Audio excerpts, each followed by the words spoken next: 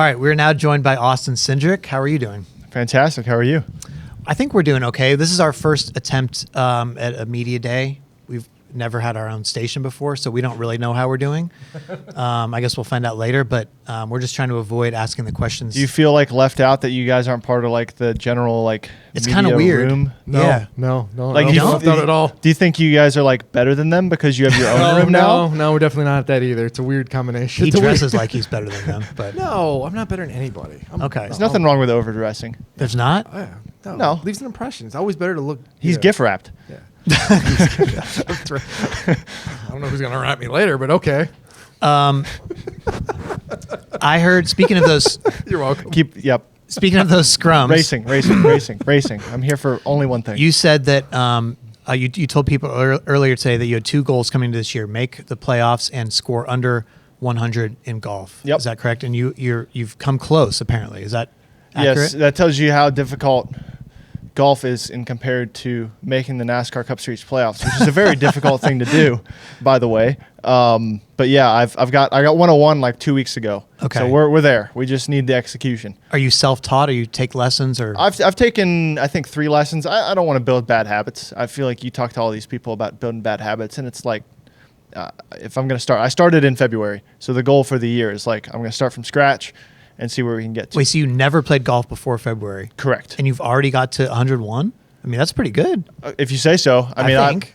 I my whole goal for golf is like after I get under 100, because I will, after I get under 100 is to just remain someone who's not an obligation to go golfing with. Because like the first time I went golfing with Blaney, I was an obligation. Like he's riding around helping me find my balls like it's like an Easter egg hunt on Easter.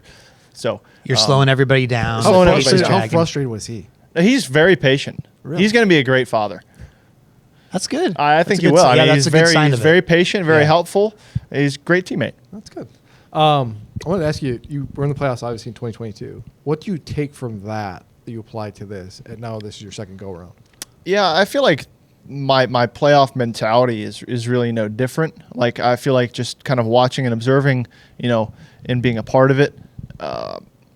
I think what's important, what's not important, where do you push yourself, where do you not push yourself, the positions that you push yourself. It's all very similar. It's all very similar mentality. It's obviously a high performance mentality, but otherwise, the biggest difference between me is that I know my competitors, and my competitors know me a lot more than maybe what they did in my rookie season. And I think that's an incredible advantage to me, to kind of know the guys that I'm racing, because it's a very social style of racing that we do in NASCAR compared to other motorsports.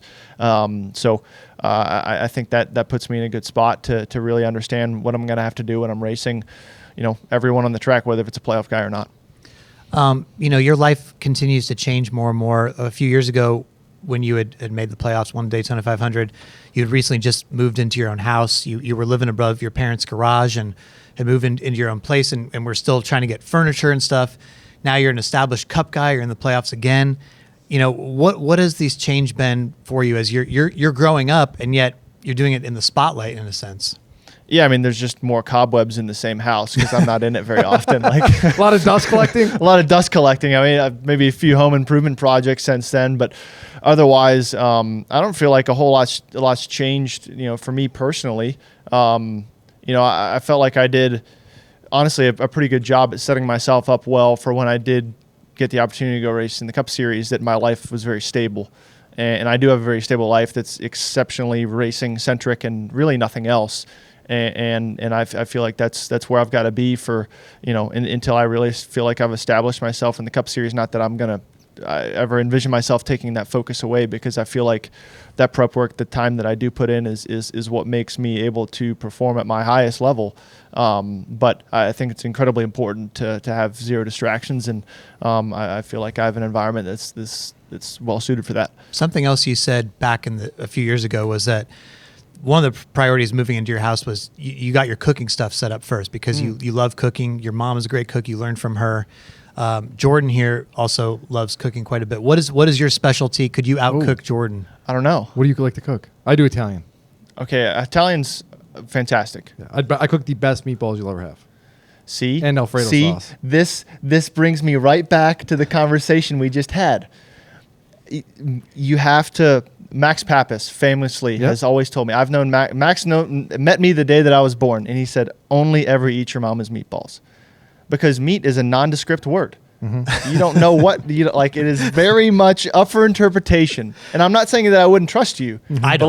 What is is you just straight beef? Or are you like beef and pork, pork sausage? So I have actually adapted using turkey now as my primary. Okay, that's healthy. And you don't even know, you can't taste the difference. Oh, really. for sure. Yeah. Yeah, that's fine. And it's really not. And when I say I'm cooking meatballs, though, it's also a sauce. Like I cook a homemade sauce and everything. The homemade too. sauce, that's a flex. That's a flex. But I can go beyond that though. I cook a homemade Alfredo sauce. Okay. Yeah. That's a lot of cheese. That's a lot of labor to do. That's more labor than you'd ever think to make Alfredo sauce. Yeah, it's not calorie count. It's not good. No. The problem with me is like I don't eat Italian anymore. I've tried to stop eating Italian because I'm trying to watch my calories and pasta and everything. It's not the best way to go. I think I'd fall into depression if I eliminated. Oh, it's horrible. Italian It food. sucks. Between racing in the Cup Series and eliminating Italian food, I don't think I could handle He's it. trying to be on TV now, though, so he's got to drop. He's got to make sure he's TV fit. Yeah. You know, Overrated. Happiness is way more important than anything else. and happiness comes through food. Happiness can come through So food. what is it you cook then? I would say if I was to just like straight up like make a dish, I'd say the one thing that I have started to make and try to perfect, because I'll have like my like 5 or 6 staples that I'll like make, because I don't cook that often. I'm not home that often, and I don't have company that often. Like it. When you're just cooking for yourself, like it's hard to justify even like groceries sometimes. Anyway, But like, okay, so I started making butter chicken. Ooh. And being able to like perfect that, I feel like diving into Indian food, like I felt proud of that. That's I'm next impressed. level. Yeah, it's solid. It's not, and I try and simplify cooking because, preparing food should not be an overcomplication. Like I feel like sushi, unpopular opinion about to come out. Sushi is such an overcomplication. Why? You just want the fish? You don't I need just all want the rest? food. Like I don't need it packaged in a certain way. It's all just gonna go in. Like I want meat and rice and some vegetables, and that's it. You can throw it in a bowl and do the just same give me thing. a big bowl or a plate of it, and I'm gonna get a lot more for what I spend because you're paying for the preparation, and it's a fantastic preparation. If you want to take a picture of your food, then you and I have different looks pretty, priorities. yeah. But anyway, So if you have someone coming over, that's your like go-to meal. Like, hey, I'm going to impress you. This is the meal. I don't think that's the first one. Ooh, what's The first? Well, I mean, if I'm gonna make you Indian food. Yeah. Like that's sus. You could scare somebody off. You could scare somebody with that because I mean there's some flavors in there that like some people Sure. may not like. Yeah. But otherwise, like if I was to invite both of you to my home tonight, I would make fajitas. Fajitas? Fajitas. What time? What time I you was want us to gonna- come over? Yeah. Do you want me to bring anything? Can I want some wine, some liquor? What do we need here? I mean, bring your own beverages. Perfect. But yeah, we can set this So up. what separates your fajitas from? So I am not a huge fan of like eating the fajita vegetables, but I know they're good for you. And I know they provide flavor to the food. Fajita vegetables being basically onions and peppers. So I will cook. I have a wok. I cook in a wok. I will cook the onions and peppers in the wok, season them however you like, and then I'll blend them up and put like some lime in it and a few other things, and then I'll use that as the marinade Ooh. for the chicken. And I'll leave the pan as is. I'll leave the wok as is.